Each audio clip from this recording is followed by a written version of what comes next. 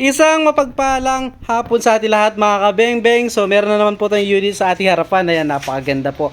So ito po ay long tank, big tank. Ito po yung ating pumuputok ng 35 to 50 shots kada refill mga kabengbeng. Ito po ay naka 24 inches long barrel.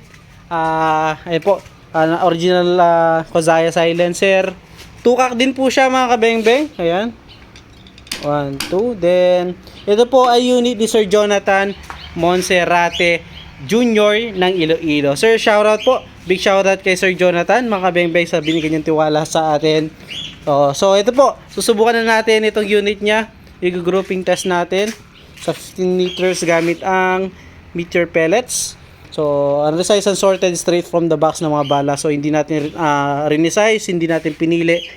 As in, mga bembeng, kapag kabili natin, gagamitin na agad. Then, so, ito po, subukan na natin, no? Dahil wala po tayong scope, walang scope yung in-order ni Sir, is unit silencer, tsaka ano lang, tank. Mano-mano tayo mag-video, mga beng-beng, papahawak ko na lang kay Utol. So, tara, puntahan na po natin itong ating target plate. Ito po. So, ito po na mga beng-beng, papahawak ko na lang sa ating Utol. So, the moment of truth.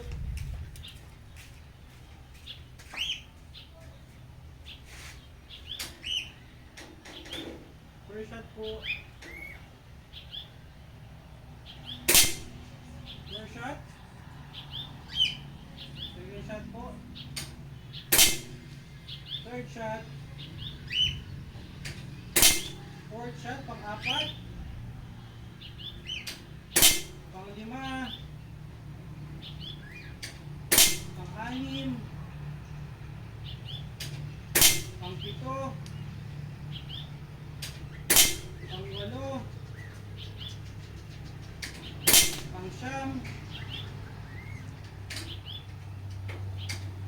At last, pang-sampu. So ayan, 10 shots po. Napakagandang tumama mga beng-beng. So nakita nyo naman po, wala pong daya yon. So lahat mga kabeng-beng tumatama, walang naging flyer. So napakaganda tumama ng unit mo, Sir Jonathan. So pakita ko lang kung gaano lang kaliit ito.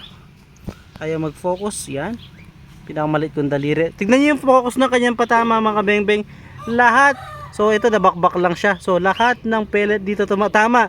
So napakaliit lang yan mga kabeng-beng, nabakbak lang yung pintura. Kung makikita nyo naman po, ayan o.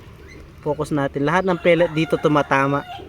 So wala dito, makikita mo naman nabakbak lang yung ating pintura, pero dito lahat. Ayan mga kabeng-beng. So yun po, salamat sir. Napakagandang tumama ng unit mo. Pahintay na lamang po Sir Jonathan. Yun lang po, salamat mga beng-beng again. Peace out po.